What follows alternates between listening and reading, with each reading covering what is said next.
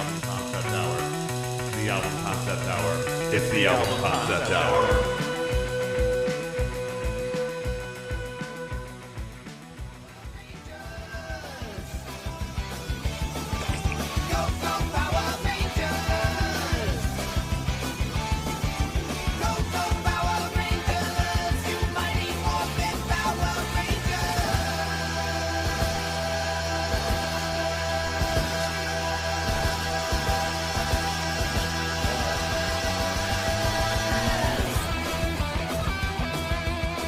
Oh my God, John, did you see that?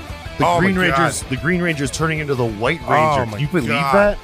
Like, I didn't even see it coming. It's like a White Knight thing, man. It's just the Dragon Zord is dead. Long live the Tiger Zord. He was already like my favorite, like Power Ranger, and but now then they he's went like my extra favorite. He's got the shoulder pads. He's got the dragon thing. Look at that. He doesn't even have a morpher belt God, anymore. dude. Coins in the chest. Dude, this season. This show is just my favorite show, man. By the way, I should I brought probably my Megazords to play. I'm recording for some reason, but my name's Brad LeBaron. I usually host this podcast, The Album Concept Hour, which you are listening to right now, and I am here with my co-host and Power Ranger with the mo-host, John Aker. That's me. And we also have a special guest in the co-host seat today. We have Corey. I didn't get your last name. My name is don't Corey. have to give it if you don't have to. My name is Corey Blake. Okay. I'm a big Power Rangers fan, have been for all of my life. Yeah. I do my own. You're a coworker of John's. Yep. We're working wings together. And he brought in a specialist. I brought in a specialist. Yes. For this episode, because we had to have a panel of specialists. Yeah. All right. Because we have, ladies and gentlemen. Right. That's right. We do have the man himself. Guest. Yeah. The one, the only, the legend, Ron Wasserman, otherwise known as the creator of the Power Rangers theme, the X-Men, co-creator of the X-Men theme, and great theme, he did some Dragonball Z. He's done all sorts of stuff from specifically our childhoods.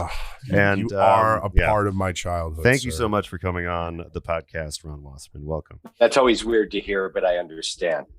yeah. Well, it's true though. You know, it's. I'm sure you hear it a lot, probably at this point in your career.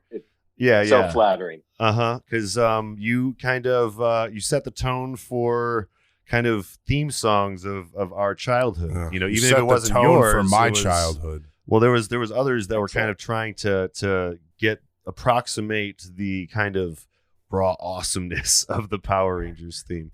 And you could even call yourself the Mighty Raw, so you got the raw awesomeness of this show. You understood. The name thing. Kind of weird. Yeah. The Mighty Raw. I was gonna say, do you go to any of the like convention things? Do you meet like fans a lot, or do you are you working on Morphicon? Yeah. Every 2 years. That's the extent of it. Other than that, I was about to say I saw you. I saw you put some pictures on my Lightning page that I'm on of you. At the Morphicon. Yeah, there's a Facebook page if you are also nostalgic. I will be posting this episode. That. So now it's going to be 4 years, right? It was 4 years ago this August. Wow. Yeah. That's time crazy. flies. Mm-hmm. Yeah. We're I didn't mention the album that we're covering specifically. Yes, we are. By the way, the virtual adventure of the Power Rangers, by the way. Yes. By the way, this is going to be a very geek out heavy episode if you're a listener, and so if you're if you're not like into Power Rangers or whatever, there's going to be a lot of geeking out. But if you are bear with us, because there's some really like raw tunes that we can share with you from the Mighty Morphin Power Rangers, the album A Rock Adventure from 1994. And boy, what an adventure it is. And you were just referring to the remix album thing that you did a few years back, right? Yeah, I recut them from scratch. In 2012. It was fun. I decided to see if I could still sing like that. So I did part of the theme, and I went, man, I could still do it. So I finished the theme, and then I went, well, maybe I'll go do a bunch of the other songs because there's no non-dialogue recordings. There's some MP3s, but no I just did it for fun. I love that you did the actual voice too. Like that is you. That whole song is just you, and that is excellent. So as long as we're like on this part, let's just go ahead and ask you what were your I would love to know what you like grew up listening to. You know, what was your first spark for music a little bit? Because just like see how much that would have influenced like what you did with Power Rangers, I'm pretty curious. What were you listening to that inspired those rock riffs, those glorious riffs? Yeah, right. Well, I started playing at 3 and writing at 5, but when I could get a hold of this stuff, I started listening to pop radio. That was it, which was kind of disgusting. And then I had a shortwave radio, and I would find stuff like by down in South America. I put like a 17-foot antenna on the roof, which my mom loved. My God. And I would just sit there at night and listen to stuff from, I would just find these music programs from all over the world. Fast forward to when I started buying stuff. Yeah. I didn't really know exactly what I was into initially, but I ended up then at 16 just going crazy with Led Zeppelin and Black Sabbath and Jethro Tull, and very much a rock guy. Yeah. I just was way better listening to that. And then a Journey song would come on, and I would find another station. Yeah. The radio was tough in the like 80s and 90s. Oh yeah, it was. It was tough. Yeah, that was. I always talk about this on Side B, the other podcast. That like it seems like the peak radio was like maybe mid to late 70s, and then all of a sudden, like the powers that be get control of it, and it just becomes like this money machine. Yeah. Rather than it was being driven by creativity or something. Yeah, it got completely changed as corporations bought them. So we had 2 rock stations in LA, KLOS and KMET. Yeah. And then K-Rock showed up with punk, and that was pretty cool. Yep, K-Rock's a lot of Clash. Yeah, they're still big, right? K-Rock. I have no idea. I haven't really listened to FM radio for. I hear because as soon as you go to it, it's a commercial, commercial. Right. Yeah. Oh my God, that's really definitely one of the things that killed radio for sure. But so, did you get into? I guess like power metal and like Iron Maiden and so like late 80s, that kind of metal. I was into it, but it seemed like that kind of metal was kind of buried in reverb, and the songs were more, they didn't quite have the angst that something like Zeppelin or the blues side, that was fun. But and then Black Sabbath and bands like that, it was just so honest. I mean, you could just hear Ozzy, just the drugs and the misery oozing out of that band. Yeah. And the other stuff almost felt like, I'm not dissing it, but it felt a little to me like pop metal. Well, it definitely, he definitely had some like Poison. A little. It was like pop metal. Well, I think that was what eventually killed that run of music. Is like it became too much like the hair metal thing, and then all of a sudden alternative came around and just wiped that off of the face of the charts. You know what I mean? I mean, it was dying. I would hang out at the Rainbow on the Sunset Strip, and I would see all those hair bands, and it was just it was interesting. Now I was in new wave bands then, so everybody got along. So I'm not saying that I didn't look completely ridiculous, because I did. But I mean, really ridiculous. But you just see them walk in, and it's just like 5 guys, 5 little skinny guys, and then their hair added like an extra 6 feet. Absolutely. You got pretty out of hand by the end there. But it was fun. It was fun. Well, we just covered Guns N' Roses recently, and it was amazing to me, like how closely that came to like Nirvana and all that. You know, it was like, wow, completely different. I can't even imagine in the same stratosphere, in the same like year hearing that music. I was this close to being in Guns. Really? 2 weeks. Oh, were you like there was the auditions or something? Well, the thing is, when the original drummer left, my buddy Matt Zorum took over. Oh, and then again, I was driving down Sunset once, and he had just played drums on another story in the movie version of the Power Rangers theme that they did with Mr. Big. Oh yeah, as a singer. Yeah. So I was driving down, I saw him, that is the you same played time. You played drums on the track I wrote, and he was telling me about what it's like to be in Guns. And he goes, dude, if I'd seen you 2 weeks earlier, we needed a keyboard player, you could have nailed it. I'm like, well, let's kill the guy. I'm still around. I'll take the gig. Yeah. Oh, that's awesome. Yeah, because that's right. Because this came out in '94, and 2 weeks. You were there. 2 weeks divides us from you and Guns N' Roses versus us getting you doing the Power Ranger theme. That's awesome. I love our universe personally. I was gonna say, like, it's a wonder that so many of them are as vital as they are.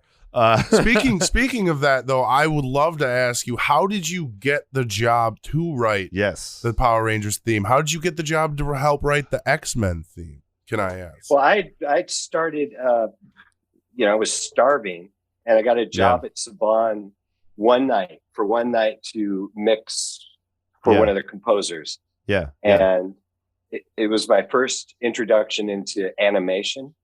Yeah. And the guy banged out 3 1-minute cues, actually got paid, which I wasn't used to. So I said, can I start engineering for the other guys? And then I started writing, and there was some great producers there. One guy named Winston, I remember. I would send him stuff. He's like, it sucks. You're still writing songs.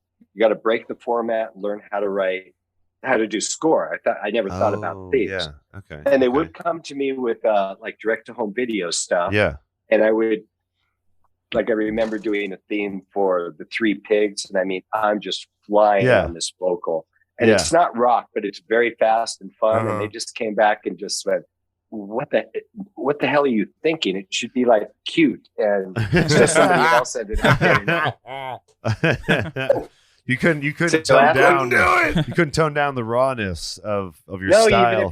Even if it was just going to be simple. I just thought kids want energy. They have an abundance of energy. Let's do something fun for them. Yeah. And then I don't remember, one night X-Men came in, and Ron Kanan, who worked at Spun, he and I were working on it. And it took about 2 weeks, because there was mix notes and let's add this and let's add that. But then when that was done, I never even I just was working on other things. I was probably still engineering for other people. I had no idea what the show was even doing.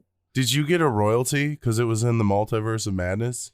No. I gotta ask. No? Okay. No.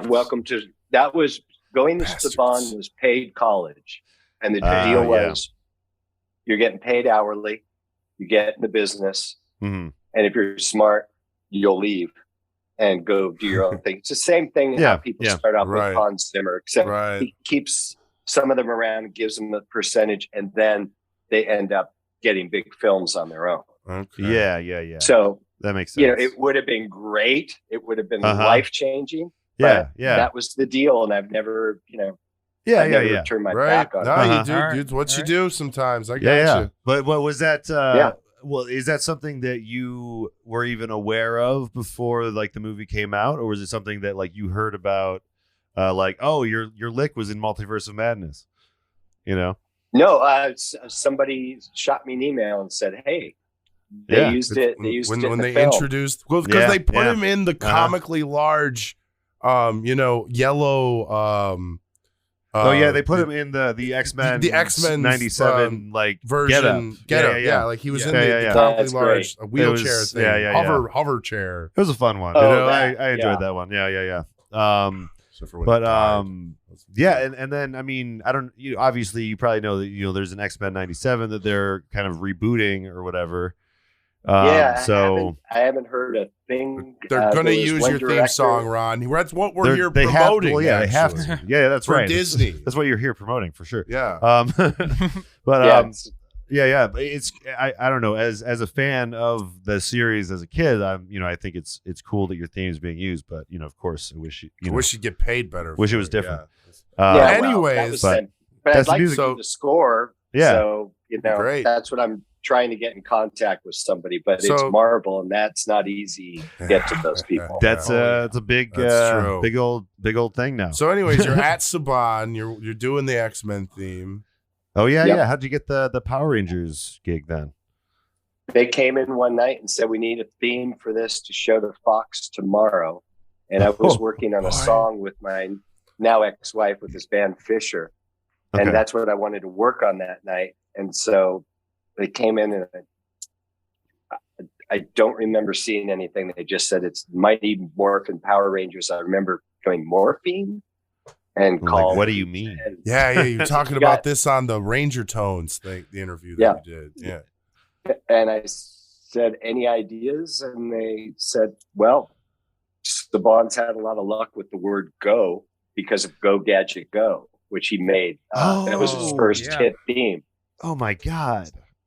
Yeah. This is so great. And, this is so crazy. Inspector Gadget. Haim doesn't actually write, but he's got a good ear. But I think his partner Shuki actually wrote that. But what it is it's actually a swing version of a classical thing called "In the Hall of the Mountain King." In the Hall of the Mountain King goes do do do do do do do do do do do do do do do do. And so I think they took that subconsciously. Went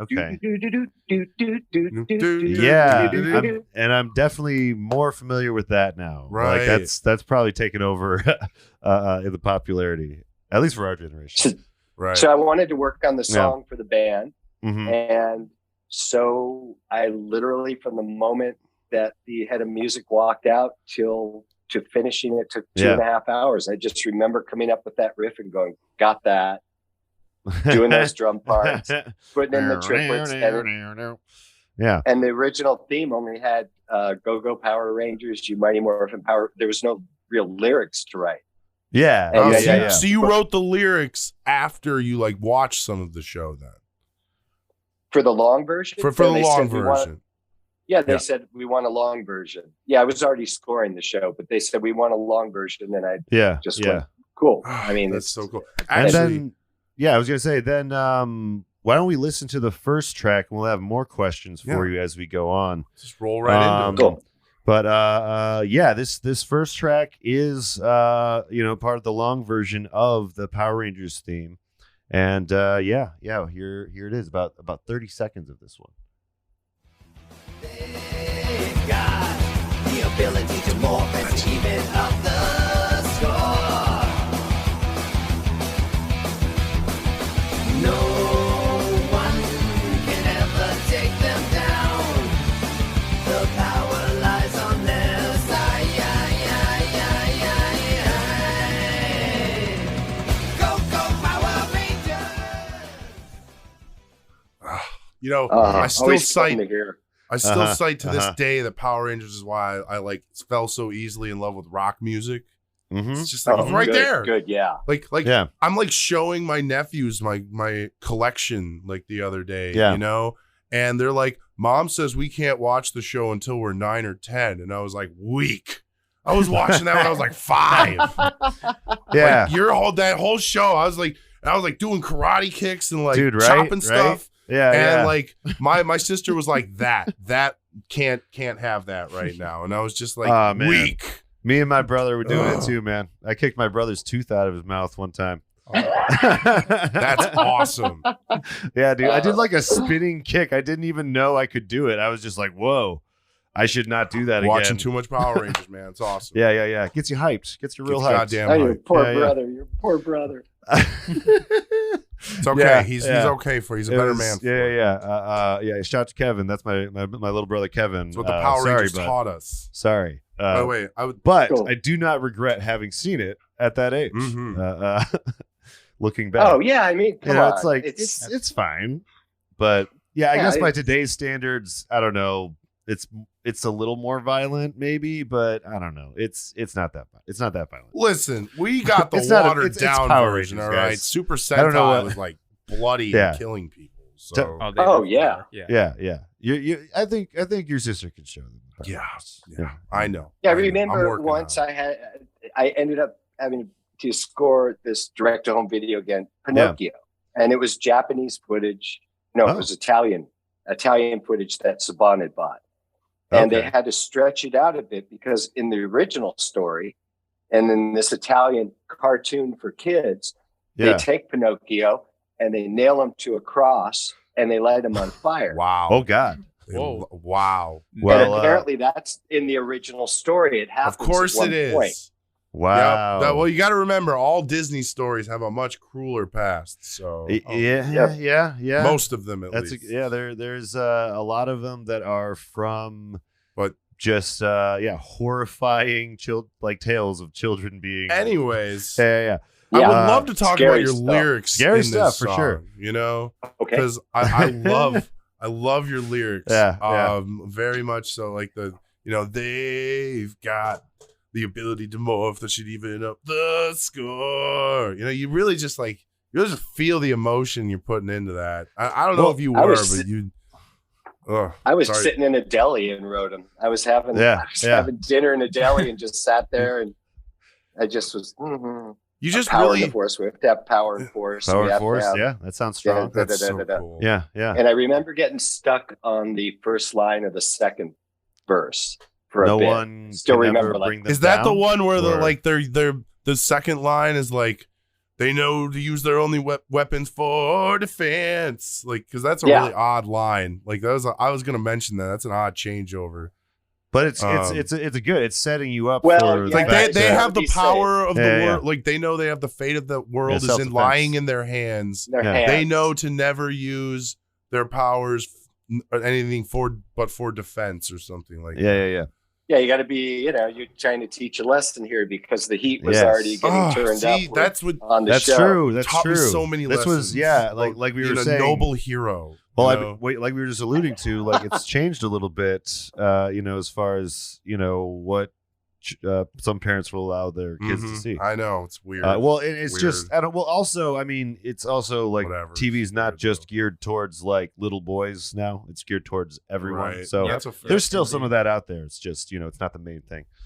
Everything's very safe and vanilla. I just saw Tom. They killed He-Man in the He-Man series. I never. Weird. Yeah. How was the Maverick? That was. It is absurdly politically correct and okay. I mean, the special effects are worth the ride. Yeah, the story. Tom Cruise. The story is a little in a wild ride to try and kill himself. Yeah, exactly. So those effects are to die. Yeah. I tell you though, great introduction to the show. Like every time this hit hard. Yeah. You knew you were ready for an adventure, whatever kind of wild ride you were going down. Mm-hmm. Well, the first time I heard this, my parents were moving to a new city, and we were unpacking our stuff, and I plugged in the TV and picked up the very first episode of Power Rangers, and was hooked. From the start. Well, no, that's the one with the. Oops, sorry. Go ahead. Is that the one with the pig? Is which one? Pudgy the first pig? episode? No. I don't remember anything about that was the episode. The first episode is Day of the Dumpster. And that's the one where they first morph and stuff like that. Yeah. That's right.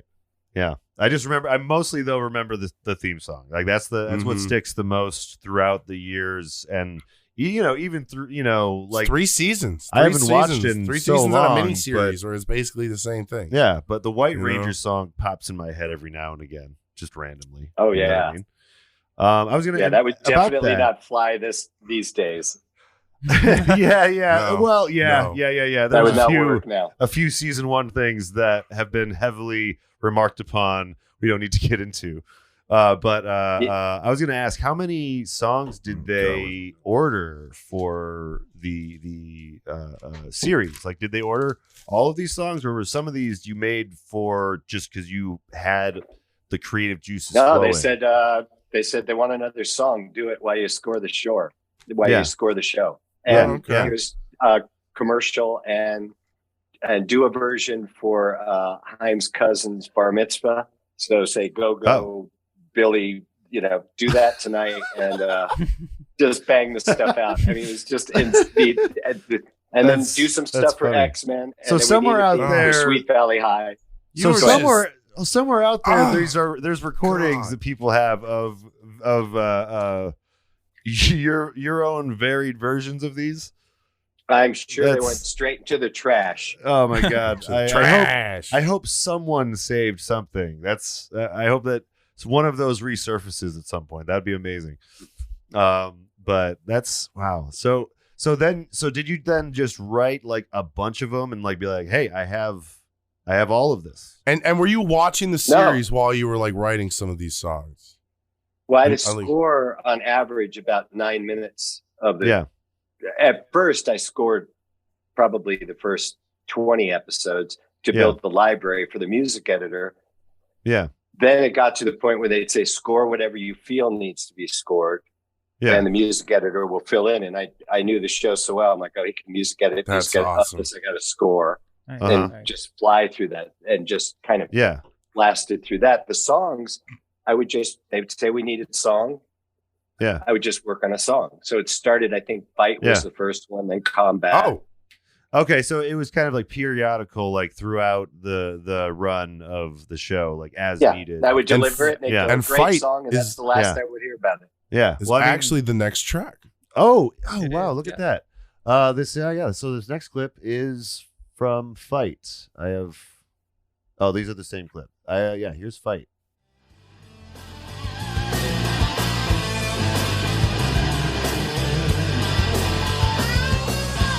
Visitor, how nice! A pity I must destroy you. It's over, Cardiotron! I'm gonna break you down!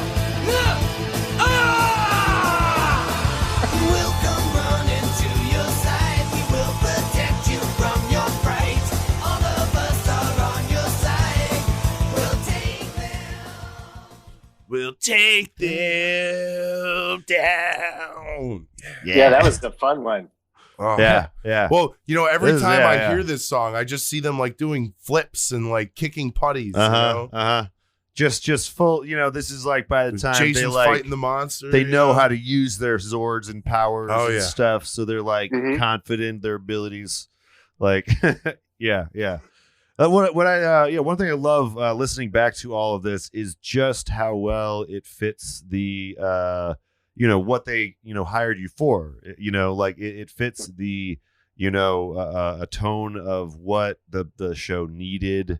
Yes. Like it also, I'm sure, gave something for like the parents to like latch onto walking by the room. Like they're like, oh dude, that's a nice lick.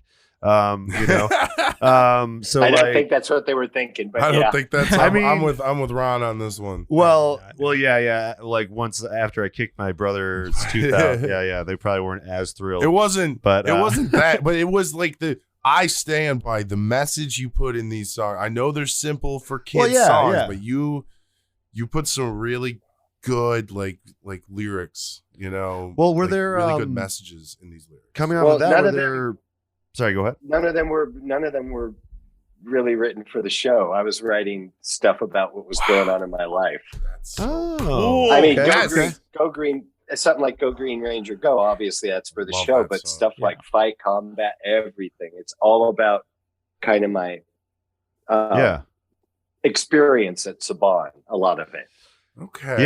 Yeah. Right. Yeah, especially at the earlier way to stages. Funnel your feelings into your music. That's what I'm talking about. Well, yeah, I mean, especially in the earlier stages of a career, especially in engineering and producing, like you do have to like go through the whole rigmarole and go through the trials and stuff, in order to it was very carve good out therapy. your place. Yeah. And I was going to say, did you take any inspiration from any other children's soundtracks? No, because I hadn't watched. I hadn't watched kid shows forever, and the stuff coming into created Saban, your own genre. That's awesome. Yeah. And the stuff that came into Saban was pretty soft up until then. Not X-Men, but the other stuff. Right. And it was. There was nothing to look at. Plus, if I had looked at it, it would have been so flat. Bringing a studio singer like the Mr. Big version of the theme. It's just so overproduced and nobody's really in it. They're just doing the gig. Yep. And that's what you hear on tons of shows. It's pretty rare. It doesn't have that honesty. And you hear it in songs too. I mean, it's rampant now, but yeah. But when it comes through, it is it is really refreshing. Yeah, people always know. That's why Adele is so huge. She has a beautiful voice, and her songs are great to good. But it is coming from a place in her that is just so real, sincere, so raw. Yeah. It really is. So that's and a million other bands that do that as well. And Guns N' Roses. I mean, they didn't sit there and go, "Hey, you want to grab a hamburger? We should write something about like what Hollywood's like with the jungle." There's something like that. The best part about that line from the Welcome to the Jungle. Welcome to the Jungle is like when he's at the end of the song, he's like, "You know where you are now? You in the jungle, baby." So like he got off the bus in like the 7th Strip or whatever, you know, and like literally a homeless person just like walked up to him and was like, "You know where you are now? You in the jungle, motherfucker." Yeah. Like that's a real story too. Yeah. Reals. No doubt. Yeah, we covered that in our Guns N' Roses episode. Yeah, it was they had some interesting times in those first several years. Yeah. Yes, they did. But, because that was their stomping grounds. So they had some evil times, but nothing nothing like is as evil as Lord Zedd. Oh my god, yeah. I'm getting scared just thinking about him. This next track we have for you guys is Lord Zedd.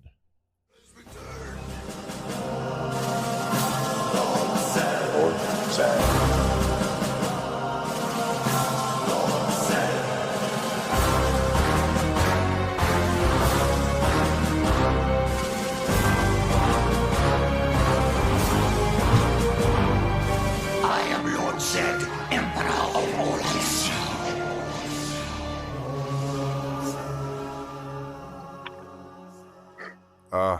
It's just yes. Oh. I have not heard that forever with the dialogue. That is so funny. I love it though. Oh man, he's because he just he was Lord Zedd. Okay, yeah. I was gonna say, and your theme, I just gotta say, just emphasized Lord Zedd so much that dun dun dun dun dun dun dun. When I heard that on the show, I was like, oh shit, Lord Zedd's coming out. I was like, Corey, what was your first time hearing the Lord Zedd theme? What was your experience with Lord Zedd? My first time was actually after my older brother had seen the episode before me. Yeah, and he was trying to say, your first time seeing this guy, you might be a little scared. And oh, that's nice. I was kind of. It's a good older brother. Good in a way, but good for that one thing. But actually, Lord Zedd in the theme itself kind of.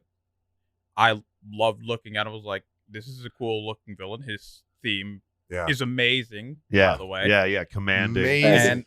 Commands the screen. And honestly, I can't really say there's many other villains in the series or outside of the series that actually compare to having such a great combo of the Machine Empire. The stuff for the Machine Empire was great too. Yeah, but like Lord Zedd was the OG.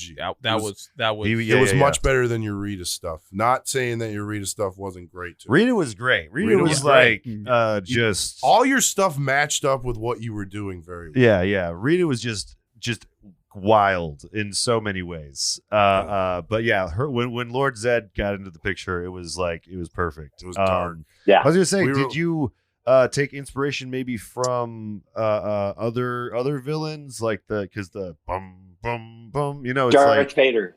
Okay, yeah. That's what I was hoping to hear. Yeah, God, that's because he does command the same kind of like respect. Yeah, and he's a little brutal to his his minions. He's a little bit of a dick. Very much so.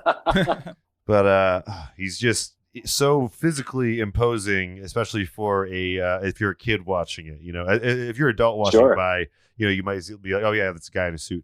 Yeah. It's I remember, we were talking earlier about how it was like a controversy because to some people because he's a skinless dude, his brains hanging out. Yeah, and stuff. He's what, as from the Linkara series, he is what H.R. Deeker would have designed if he could have designed a Power Rangers villain. Yeah. Literally. Yeah, I can kind of see it, but it's also like it's just too badass to leave out. Like, so cool. Yeah, it'd just be leaving money on the table. You know what I mean?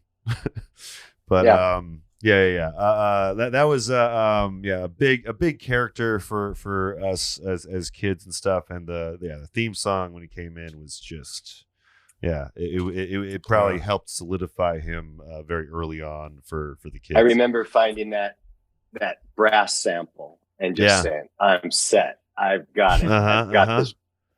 Because back then there was like 10 choices for everything. It was not like today. No. Oh yeah, you have endless choices as long as you have endless. As long as you can afford the plugins and whatever's that you need. A nice joy there. Yeah, it's always something new coming. Yeah. That's one of the reasons I'm definitely glad I'm learning production right now. Because I have so many tools at my disposal. But it's much better. This was a really cool track too. It had like the whole like Rita getting like boxed up in the in the thing again, and like at the end. And then you get a great like line from Zedd, like where he's just like, I have spoken. I've been watching a lot of Mandalorian, so that's pretty funny. Oh yeah. And then he kind of like did that, like it's just again, you really nailed it. I guess again is what we were trying. Thanks. To that was a great theme. I love that theme. We loved it too. Fantastic. Yeah, they used that into Zeo. It was a good. You knew when Lord Zedd was coming on the screen when you heard. Yeah, honestly, they should still use it. The best use of it was when the third season, when like Lord Zedd entered the command center and you got all the thunder and stuff like that. That was. Oh yeah, they probably had. Well, I guess you could maybe speak more to this, but do they have like more of a budget as seasons went on? Was it actually? They actually wanted. Okay. Sorry if that's a sore topic. Wow. I mean, no. They were nicer. They were better to me. But I mean, as far as the overall budget, it was a tightly run ship. And that was the whole point. That was why you did the Sentai footage. The expensive stuff was done by the Sentai. Yeah. That's a good point. Did they show you? I guess this is maybe getting in the weeds of production, but like, did they show you like any of the raw footage of the like Japanese shows that they were cutting up? Was it already cut before it was already cut? You saw it. Yeah. Okay. You just saw the show, which is good because you really knew the show. You can really see that again through your songs. Well, yeah, you might get confused about the themes and stuff if you see the original. But that's one of the crazy things about it is it was the repurposing of footage and editing around that in really cool, clever ways. I always found that to be very once I learned about the fact that was how it was. Yeah, I was like, oh yeah, that actually makes a lot more sense. They did a great job. Yeah, they did a fantastic job. Mm-hmm. So I guess the next thing is, did you have a lot of fun writing this next song? Oh, as much fun as we have listening to it. Do you want to hold on? Do you want to hear the? Let's hear the clip first, and then this next song is ruminate on that. Yeah.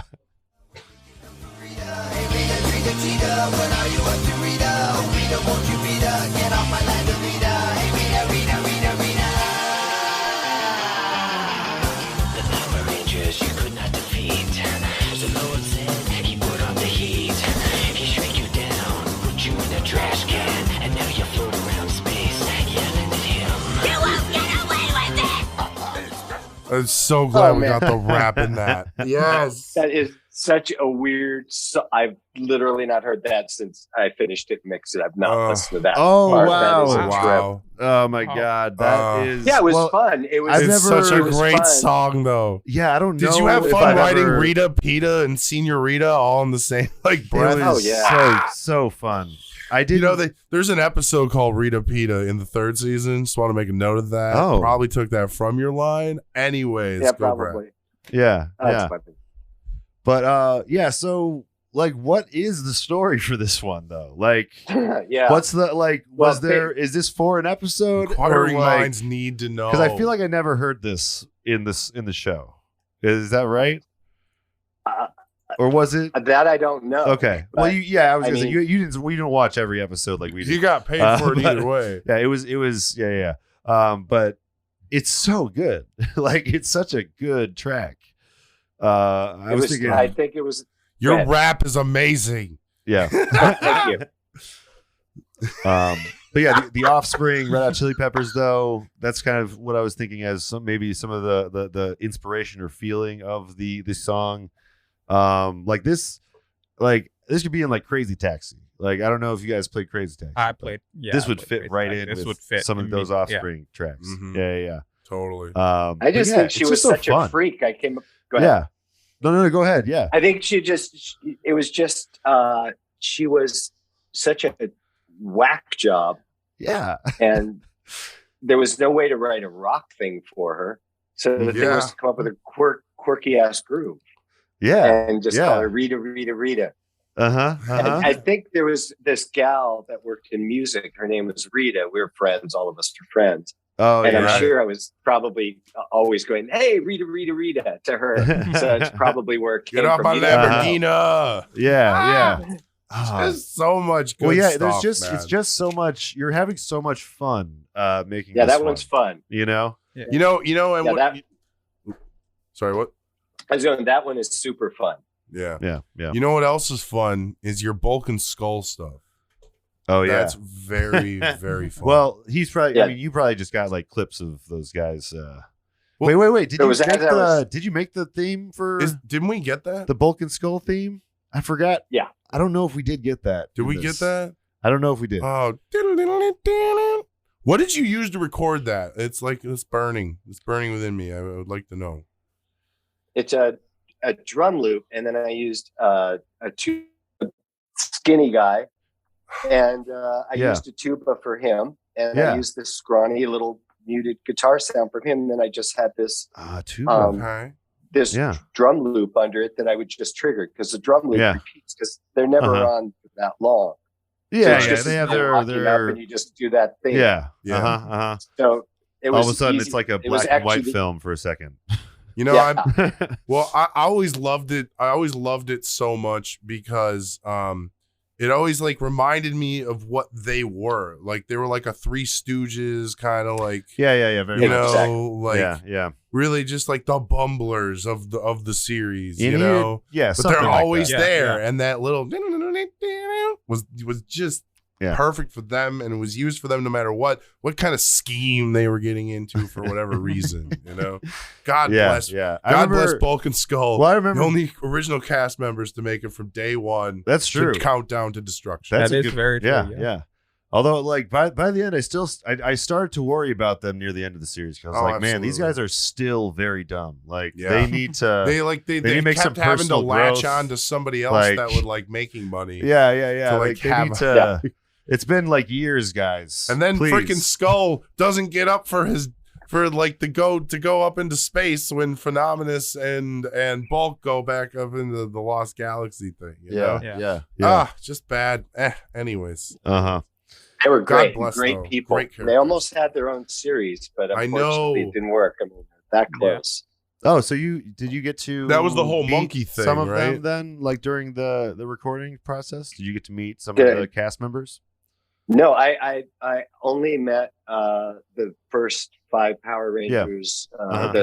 They came into the studio once they were having a meeting, and they wanted to use my room because it was soundproof to discuss whatever they were going to do. Oh, and so I left the room. Okay. You didn't record them then? They were no. Oh, okay.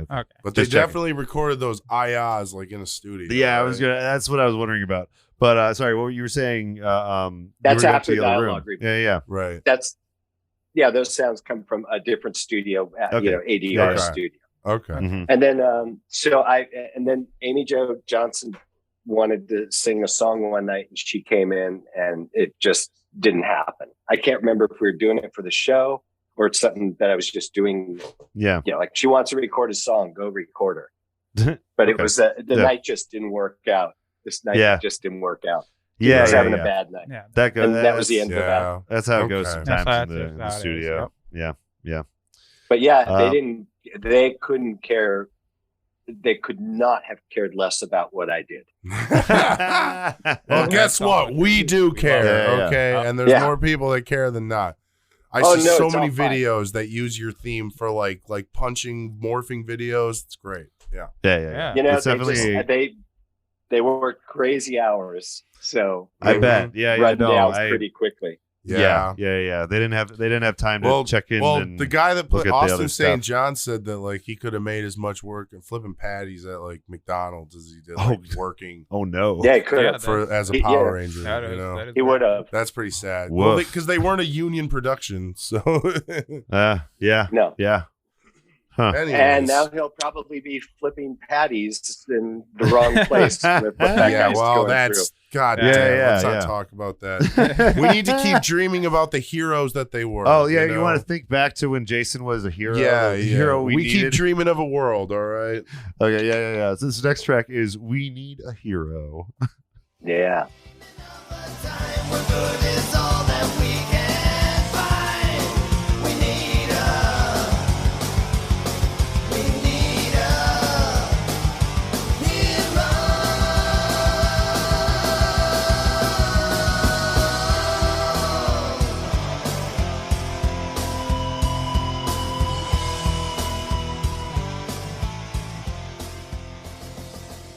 That's just such good. My deep favorite guitar. track.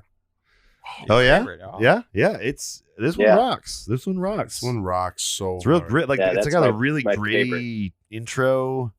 I was gonna say this one reminded me of Transformers the movie. Were you which we covered by the way? I was gonna say, were you aware of the Transformers the movie, like the animated movie soundtrack at all? No. Okay. No. Okay. I saw the films with my kids, but yeah. I was about to say that's a very similarly like a lot of like really good energy put into a children's score. You know, like that's what I can compare this album to the most. I think as far as the sounds and the emotions they're supposed to evoke in the show. Mm-hmm. It's the political song. This really is. It's about politics. We keep dreaming of a world. We're like, it was a song of hope. I was hoping that by the time you guys grew up, that like what was going on in the country would straighten out, but I didn't see it becoming a complete shit show. I don't think anyone did quite this as crazy as it is. That was the 90s though. That was before all that. We still had hope. The 90s, we were on just a rocket ship. Rocket ship of hope. Yeah. Rocket ship of hope. Yeah.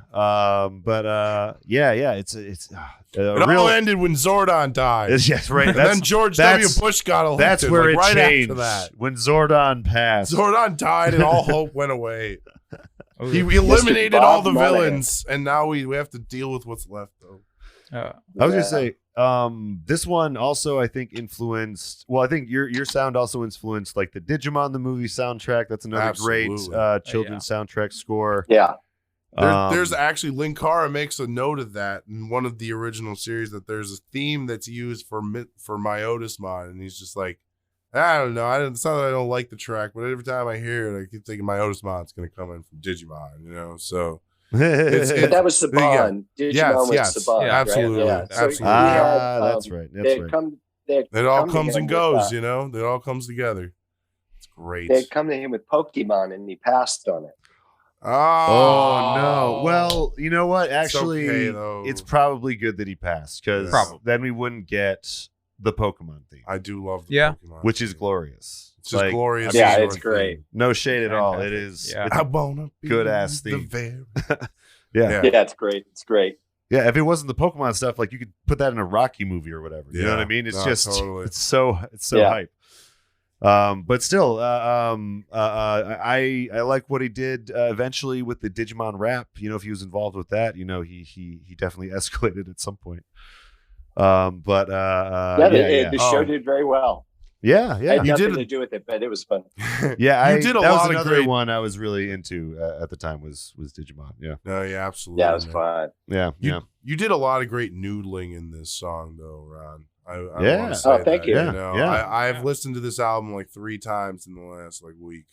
Yeah. And you really get a lot of I can tell it's your favorite because you really get a lot of good music in this. You know? Yeah. Your deep tones that we took at the end of our clip, you know, are really just you know. Yeah. Very it's really like putting yourself into this, you know. Yeah, it's the most dynamic song too. You know, it starts slow, it builds up, it winds down, it kicks back in. It's great. It's a ride. Yeah.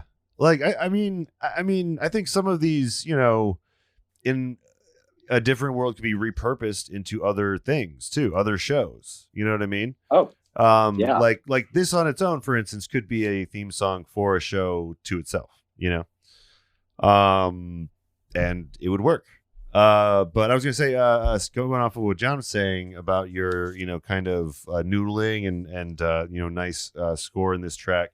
The next track is also, I think, a really nice, darker, sludgier kind of banger. So here is Combat, and then we are going to take our break after we talk about it. Never show your fear. They think they're tough, but you got a secret weapon. They don't know about your ultra sword protection. And now they run, and now they hide, 'cause you're on the winning side. You just like put like 90s emotion into like this a kid's show. You know? Yeah, I love that song. This is 90s before the 90s hit. You know? Like Jeepers Christ. Well, I like that. Yeah, you do like a really fun thing with the vocals a lot, where you're, you know, kind of stretching words in fun ways, and that's that rhythmic stuff that I would learn from the classical, you know, so it was embedded to or slow down what I'm singing while the tempo's still going and stretch it out. Anything. It's fun. Yeah, because your goal is to capture a feeling and tone for a soundtrack, right? Like absolutely. Yeah. Like as your predecessor was saying, like, you know, this is too much of a song or whatever. It needs to be, no. Yeah. Listen, he didn't know what he was talking. He didn't know what he was talking. This is great stuff. Well, I was trying to learn the score, so he did with that. I had no idea I'd end up writing so many songs. Right. All these shows. Hey, listen, you took a chance and it paid off. Well, you never know, when you're starting any, you know, show at ground level, you never know how it's going to catch on. You don't know if it's going to catch on. You don't know, you know, if it's just going to peter out in one season, you know. There, you know, it was a big chance probably to try and throw this kind of. It is kind of weird that it was so successful, I think. It's so weird. You know, it was just, but you never know. It's just right place, right time. Definitely. Exploded. So right place, right time. Yeah. Well, that's like one of my favorite Saban stories. Is I learned this from the Toys That Made Us. You know, is that like they had a bunch of kids sitting in a room because they had to do a test. You know. Yeah. And like. They said, "All right, you know, go this way. You know, if you like it, you know, go left if you don't. Yeah. You know, and your music. They said your music hit right. The turn, and it went this right away, and it stayed there for 23 minutes. All these kids, and it's just like, holy jeepers crying! I think we got ourselves a hit on this. Yeah, you guys have a room from start to finish. That is your music that started that, sir. Yeah, a room full of metalheads was born. Goddamn right. Yeah. Oh man, I wish I could have been in that study. Yeah. But I heard it was. I remember they told me, they said we played the theme and the kids started throwing their pizza all over the room and like acting wild. And I went, yeah, that's perfect. Like the best. Let's get them a shirts. That's the best phrase you can get from a kid. And and the Power Rangers also have the Thunderbolts going on too, which makes a cool logo. That just makes it cool. Yeah, the logo is always dope as hell. Yeah. You always imagine thunder when you thought of the Power Rangers. Yeah. So, from the morphing sequence, it was great.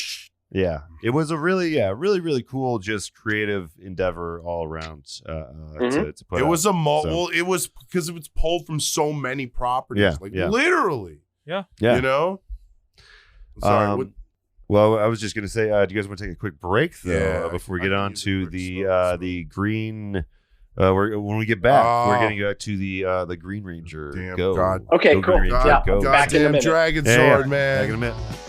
Hello, everybody. This is Brack, and you're listening to the album Concept Hour. Don't go party.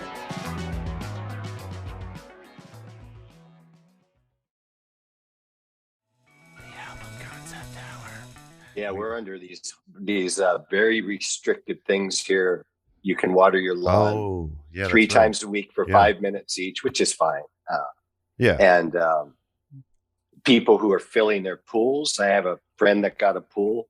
Yeah. And so she'll end up paying she's in LA County. I'm in Ventura County. She'll end up paying a $2,500 fine for filling her pool. After June 1st, that went into effect, which, wow. There's a water shortage. I get it. Yeah. Yeah. I mean, that's one of the easiest ways to, circumvent that. Pools, not a necessity. They're everywhere. When I fly into LA, I just look down. It's just shocking. I do not have a pool. I do not want a pool. I would not buy a house with a pool. We need a resurgence. We need a resurgence of really dope skateboarders to utilize these empty pools everywhere. Yeah, that's a great idea.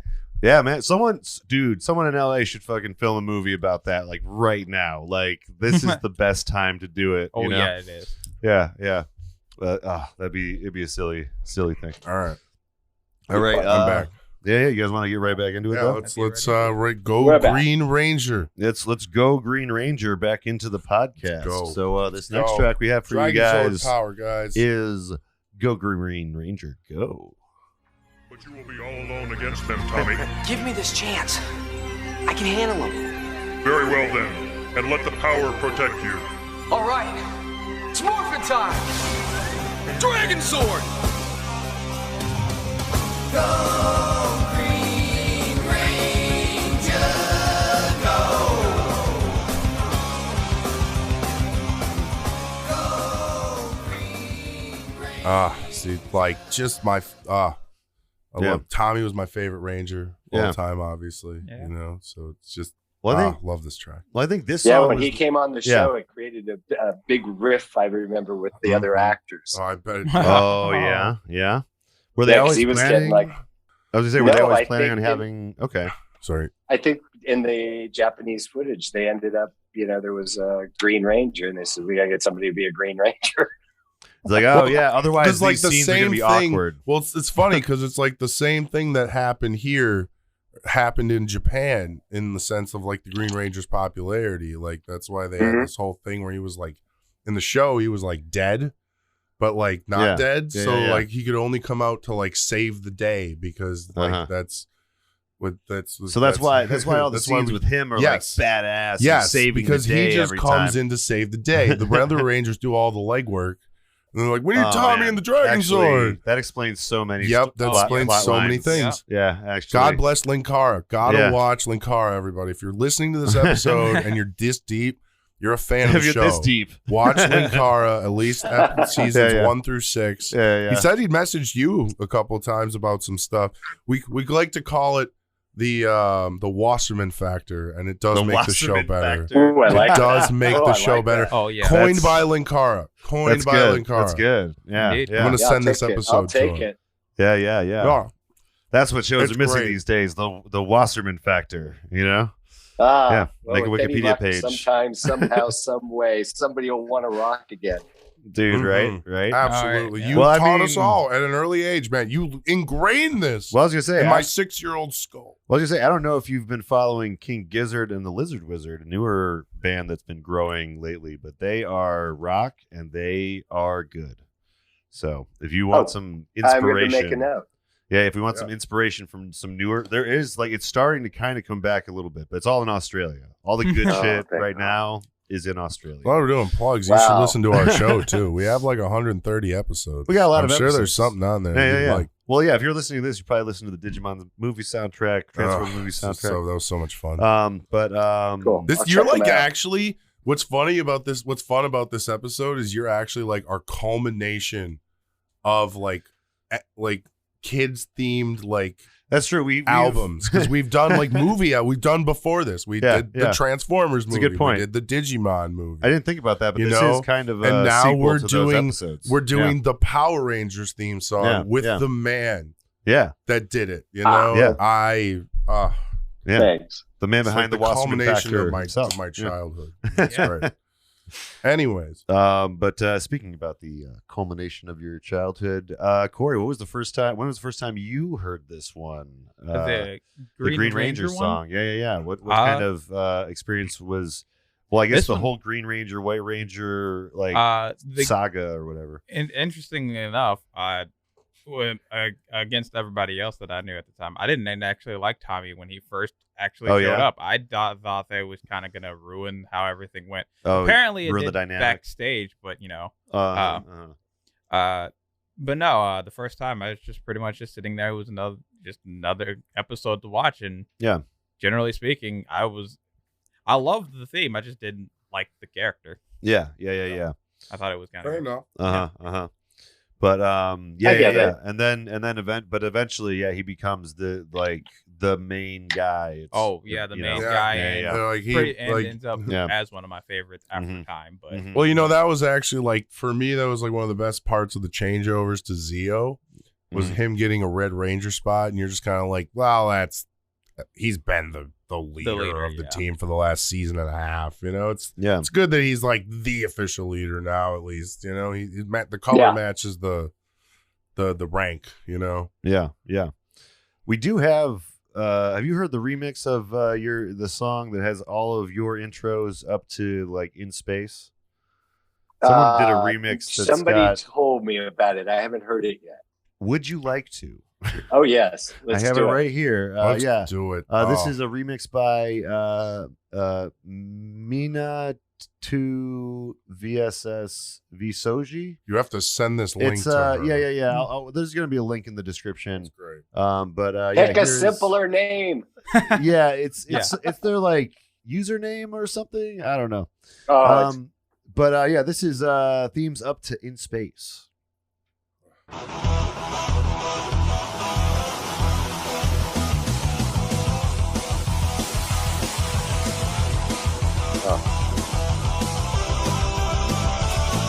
Yeah, they include this part, of course. You have to. It's the original. Yeah. Go, go, Power Rangers! Go, go, Alien Rangers!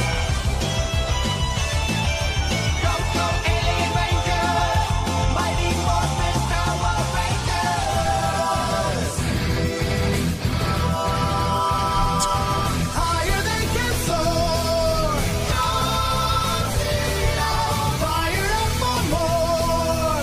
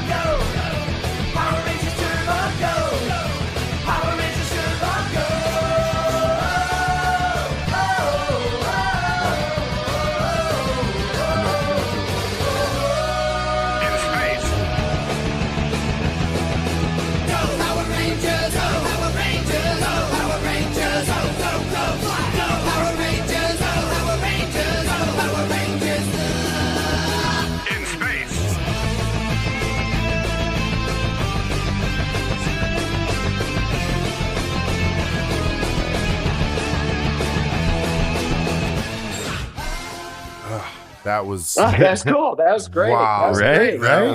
The only missed opportunity was at the end of Turbo. They could have done the 5, 4, 3, 2, 1. Yeah. I love that in your in space introduction. As Linkara again says, I have to agree with the man. The glory of getting to say 5, 4, 3, 2, 1, Rangers in space. It just felt like the end. You know, you knew this was the end. You know, they're going to space. I was thinking of David Bowie's Space Oddity. Yeah, there we go. I'm like, hey, I get to be David Bowie. Yeah, you goddamn right you did. I get to channel David Bowie for the show. So it is the glory of it, though, because that was the end, you know? I got to say, Zeo is definitely one of my favorites. That's my favorite beginning. Yeah, that one, it's just so... That's glorious, so too, grandiose and like... Zeo! I remember as a kid just being like... What is this? That's a harder version of your other version, but that is such a great, great like evolutionary track, you know. Well, and then they from tried the lyrics to the beginning, you know. Yeah, and they tried to replicate the Wasserman effect, but they couldn't. I don't. Isn't this one your favorite? Like beginning too? The Zeo one? Yes, it is indeed my favorite. Yeah. Pretty closely followed by In Space. Yeah. That's those are, and you know, it's so hard to make a list of those first 6 because it's like the Mighty Morphin Power Rangers theme is wow. Well, did you Alien Rangers is a great like you know? Yeah, I was gonna say, did you know that they were going to need more themes or whatever? Like, were they expecting to have like other seasons like this at the beginning, or was this like kind of something they thought of after? They didn't have a clue. Nobody knew. Yeah, I mean, just mixing it up. So great. Sorry. And Fox gave it the worst possible time slot. They gave it 8:30 a.m. when everybody's at school. Are you? And then, but they also put them in prime time. That, and then the school started reporting that they were having an incredibly high tardy rate. Yes. And Fox. Love and then they gave it show. 7:33, 3:30. I mean, they couldn't have enough. I love this show so much. Yeah. They had to do it because the masses spoke out. Because they were like, these kids are gonna stay home and watch this because this show was majestical. A bunch of delinquent kids watching Power Rangers. I love the thought of it. I totally get why my sister doesn't want. That's rock and roll right there. My nephews to see this show because she's like, I saw what it did to take you. Over. Yeah, that's funny. I saw you doing great. Karate chops on the sofa, and I got 2 wild. You could have kicked your brother's tooth out. You know, the more you know what? The further we get in this episode, the more too. I'm starting to agree with her. Actually, Ethan would totally knock Wyatt's tooth out just because he stole something and then cried about it. It's dangerous in the hands of children that don't know their strength. They didn't know what we were getting. And then we were glued to it, so they had to love it because it kept us occupied. Well, yeah, and the Zords, the toy sales. Well, yeah, this was like the last big hurrah of like the whole like ninja thing. And then they had a ninja season. Yeah, they were always ninjas. I mean, pretty much. Like they were just, they were ninjas in fun outfits. Just American ninjas doing ninja like rap stuff from some Zach. Some of that early stuff was pretty great. Yeah. Oh yeah. But we have another track for you guys. We do have another this track. one is called Thank you for that much. Thank you very much for your analysis of the intro stuff. By the way, that was on my list. That's cool. Yeah. I was curious if you had crossed it before, but it's fun. I just heard about it the other day, and I think somebody sent me the link. I just hadn't listened yet. Oh yeah, cool. Yeah, I was gonna make one, and then I was like, found one, and I was like, oh, cool. I don't have to do it. That's anymore, easy. That's badass. Exactly. Yeah, I'm not gonna try to do it any better because that's they did fine. But this next track is 541. Oh.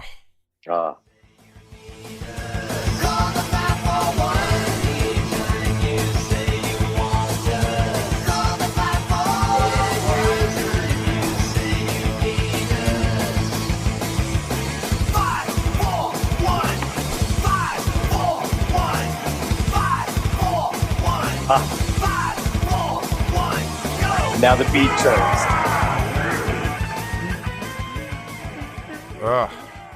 Great noodling.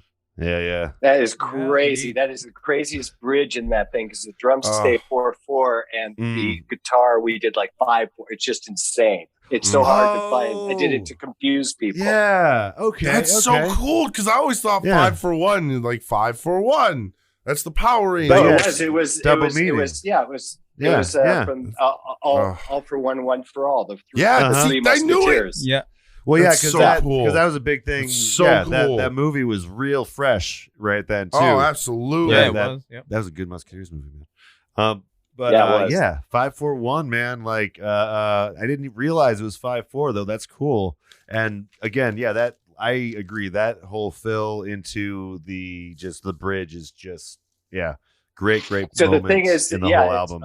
All the 5 of them for one cause. And then when that bridge came up, I'm like, so let's screw it up. So we'll do 4/4 drums, one measure, and then we'll do 5/4 with the guitar, and we'll see if we can throw off people's heads. That's so cool. It just becomes like this beautiful chaos thing, Yeah, total chaos. Yeah. I love it when songs go wild like that. You know what I mean? Yeah. And then somehow come back. That's always impressive. I'm sure at the end I'm like, okay, we got to get back to it. We got to get back. Oh yeah, that's right. We're writing this for a children's show. Yeah. I should. But remembering your mentor's thing in your head. Just again, just another great example of a song that you like. This is a great teaching song. Maybe you don't consider it. Maybe you do, and that's even better if you do. But these were great teaching songs. They really paid attention to the lyrics while you were watching your favorite characters kick butt. You were like, that's the kind of person I want to be, even if I can't be that kind of person. It worked out great. It worked out great. It was just everything lined up perfectly. Totally perfect. Mm-hmm. Yeah. I mean, they were pretty much community organizers for the most part. They were just good. My parents were too. All around good people, Yeah. It's all lined up. And the very first kids show to have the recycling logo in it. Oh, really? Yeah. Very first show that did recycling. Dude, hell yeah. Awesome. We chose the right show then to get obsessed with, I think. That's Yeah. Yep. Yeah. This was the right show at the right time, by the way. So hard. Yeah. Oh my God. All these kids were already listening to metal and rock music because their parents were from the 70s, So this is matched right up. Well, and speaking of, and it spoke to them. It spoke to them. It spoke to us. And speaking of, part of what made it a phenomenon, there's this aspect in the next track, Zords. So as any good kids show has, it has. They have these Zords that they get into that are giant robot things, your kind of kaiju type mech war thing. And as Linkara would say, when you get a bunch of robots that are cool and put them all into a bigger robot form, that's fucking awesome. Yeah. It's the. I mean, ever since Voltron, we've known this. And Japanese knew something we didn't. Man, they were just right on point. Yeah, they've always been. I mean, guys, look at this construction. Just it's a nice looking looking robot. It's beautiful stuff. Yeah. Probably from something completely unrelated. It is mind appealing, but anyways, I was gonna say because like all of the robots in those shows, they would just pick and choose kind of. Which ones they want, like the Transformers is just an amalgamation of random things. I love the Transformers history. Yeah. Watch the toys that made us great. Yeah. It's fun. Anyways, fun stuff. But yeah, let's call them out. Let's call them out, bro. Is this the one where we got them? Okay, yeah. Yeah. Mastodon. Yep. Pterodactyl. Triceratops. Saber-tooth tiger. Go Power Rangers. Oh, there's more.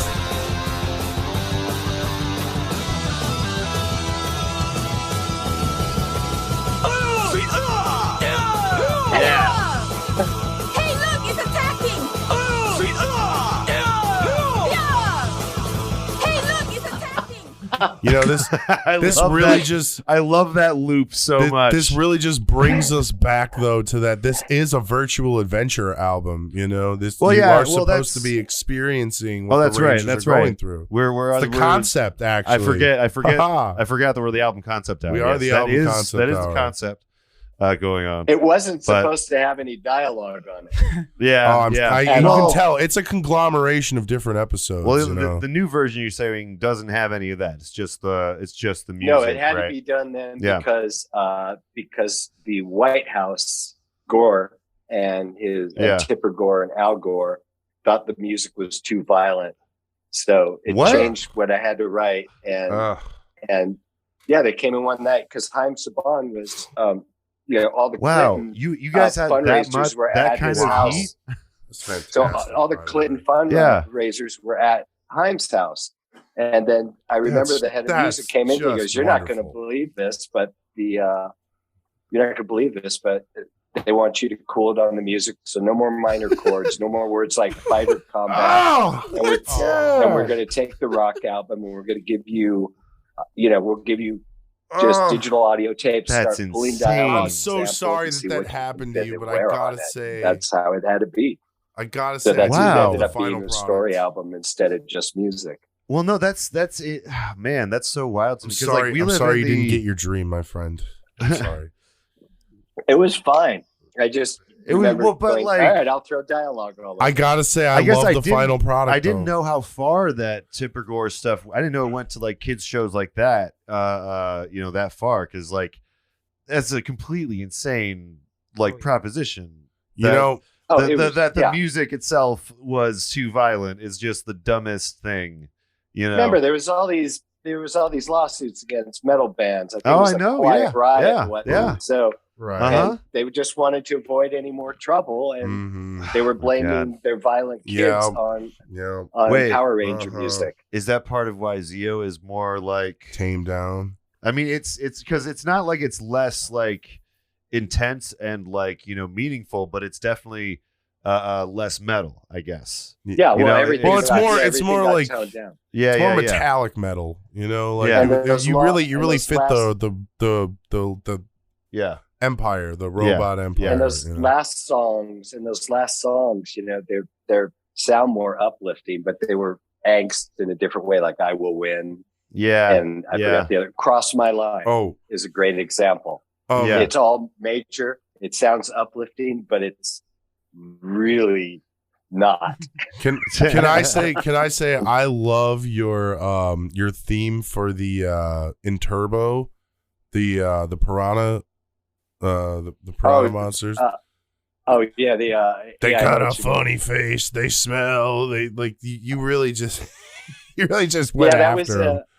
That's a takeoff because every meeting I would have with Haim Saban, he's a busy guy. And when he'd go, "Thank you, bye bye." So when they need a song, I go, "Oh, perfect, tango, bye bye." So it's me imitating Haim Saban ending a meeting. Oh my god, that's so funny. Nice. That's great. Tango, bye bye. Yeah. Nice. What's this? What's the next song we have though? I want to get you out of here on time. That's cool. We'll go till another 8 minutes. Yeah. Or so. I think we can do it. We got 3 more tracks, guys. Let's do it. This next track is "I Will Win." I think is this one you just mentioned, or did you mention? Yeah. Okay, this is "I Will Win."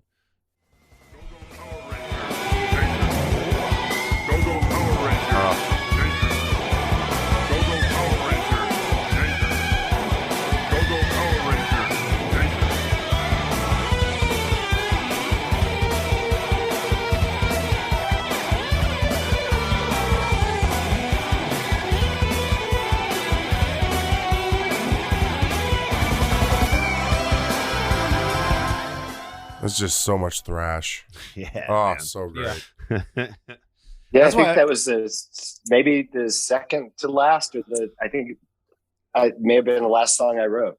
I think that was in the film, right? Yeah.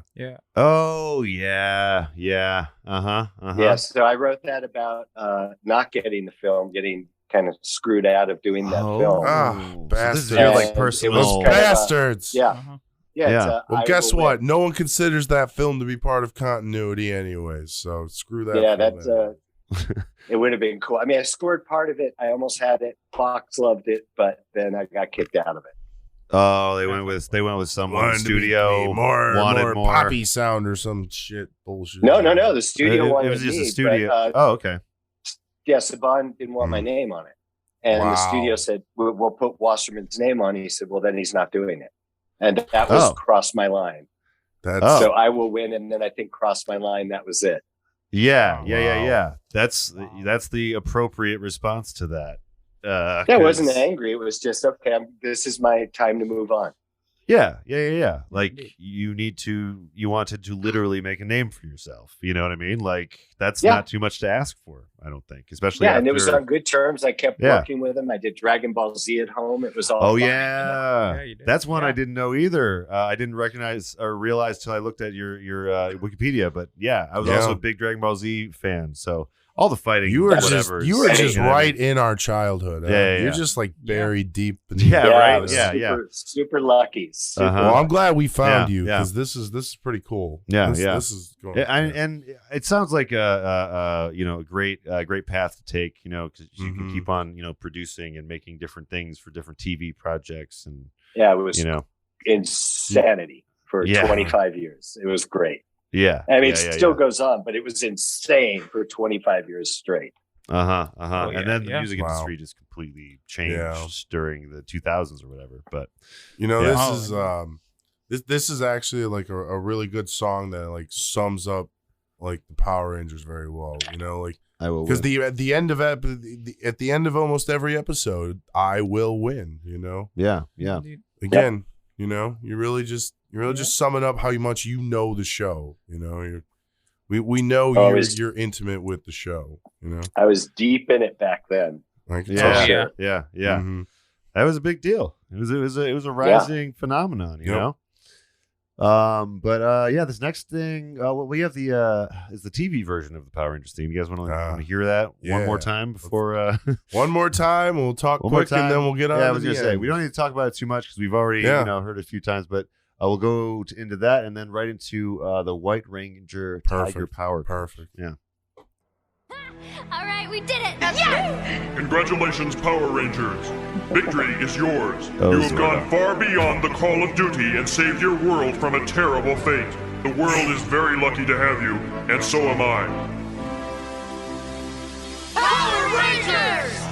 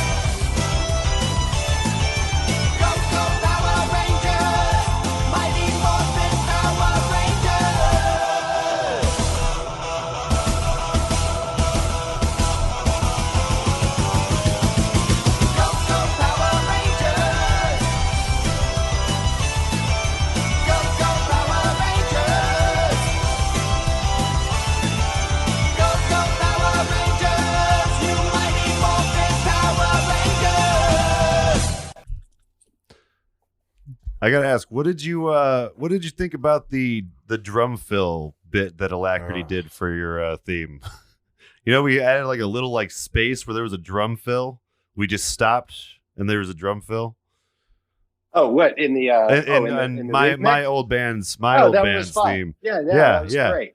Yeah. I always thought that like that was our little like touch that we left on it. You know what I mean?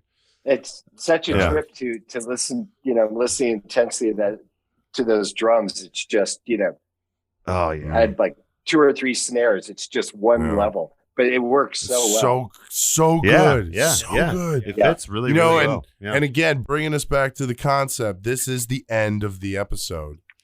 Oh yeah, that's this true. is the end of the episode. We Yeah. get the thing here, and then what we get is the world's first mid-credit scene. That's actually. true. That's So true. let's Yeah, play the audio. We have the White Ranger Tiger Power.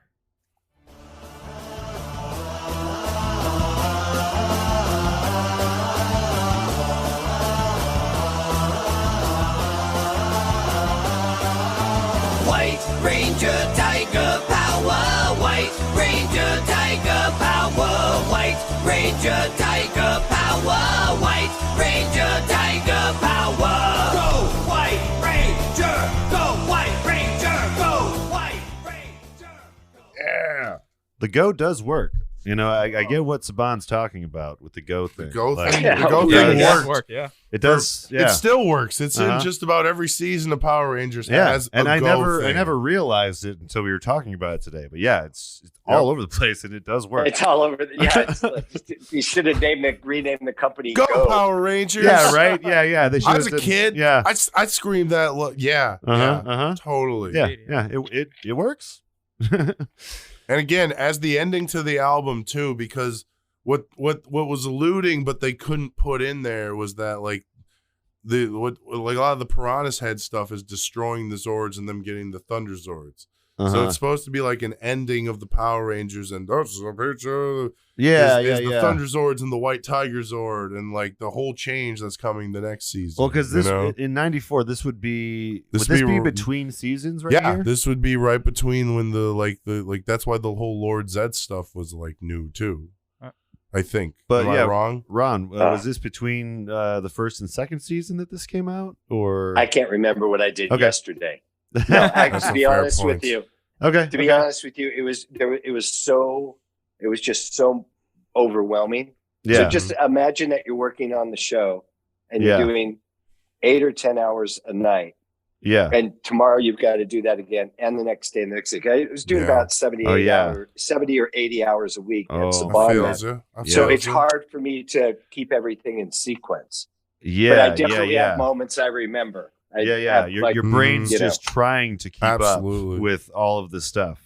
And but it was great. I kept up with it. But in order to keep writing and stay diverse, jump from show to show, you need to only think forward.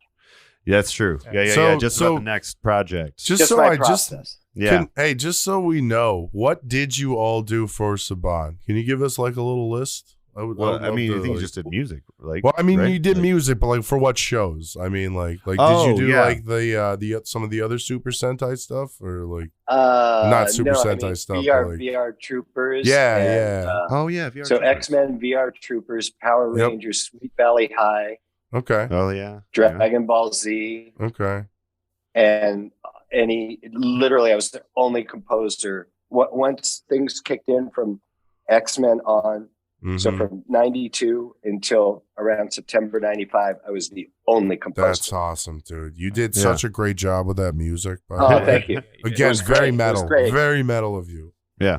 And we all loved Wolverine on that show, so very metal of you. Oh, yeah. That show. I love that show. Yeah. It was fun.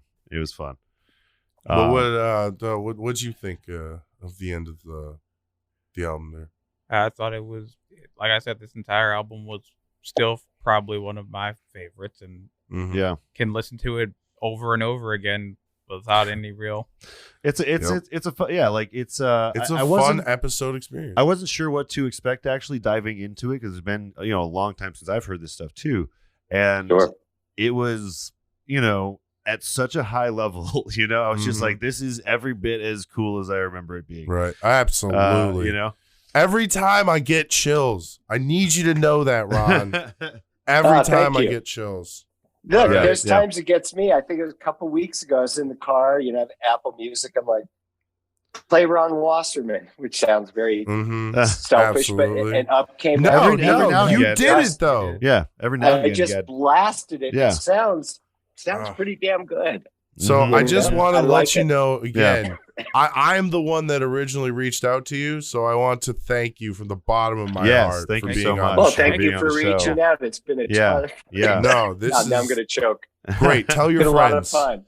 Tell your friends, by the way. We do a lot of stuff. Well, and before we get out of here, seriously, thank you so much. I was going to say, let's go around and find out what everyone's been listening to, what they have to plug. And any last thoughts? Any last questions? If you have any, Corey. Anything? But I don't think I have any last questions. Yeah. No. Well, do you have anything to plug? Anything you've been listening to? There's nothing I've really been listening to myself outside of just this and just been jamming on this album. This album, past couple days.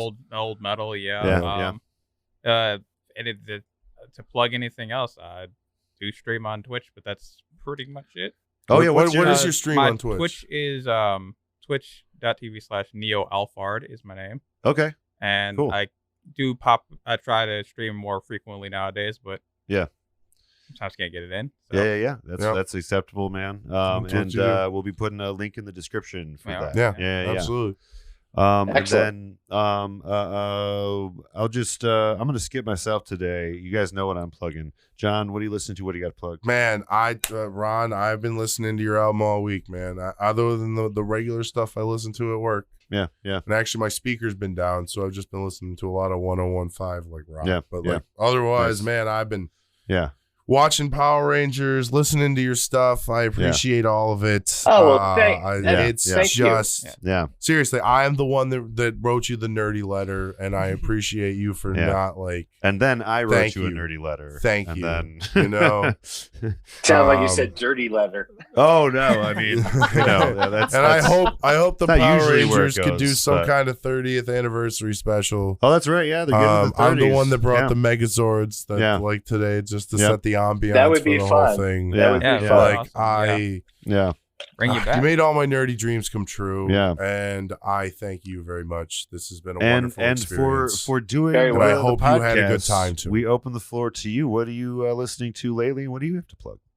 Oh man, I was just pulling up Apple Music, but it's gone. Mick Jagger did a solo track for some film. And it's really? One of the coolest things I've ever heard. Wow. The production's outrageous, and I cannot remember what the show is, which is driving me crazy. But he's dissing a guy like you're a loser, you're a gambler, you're nothing. But the track is so gorgeous, and he's such a brilliant singer on it. Yeah. I'll definitely look that up and put it in the description. Other than that, all my websites are down because I'm changing hosts and I hit a wrong button. So they'll be back in a few weeks. Yes. Okay. I'm transferring domains away from one place to another. Can you still find the album you did a few years back? That's still available everywhere?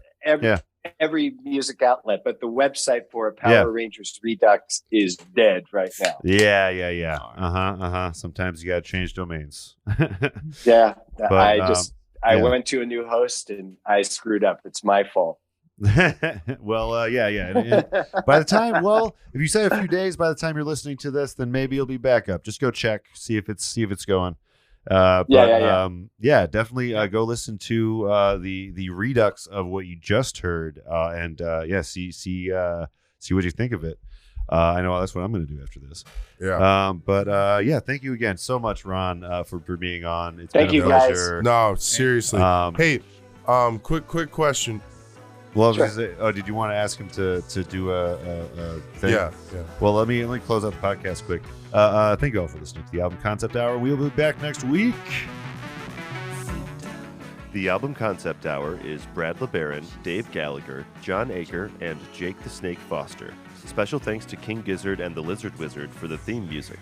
Join the discussion on our Discord, tweet to us at Album Concept Pod, or for everything else, go to Linktree/Flyover State Park. See you on Side B.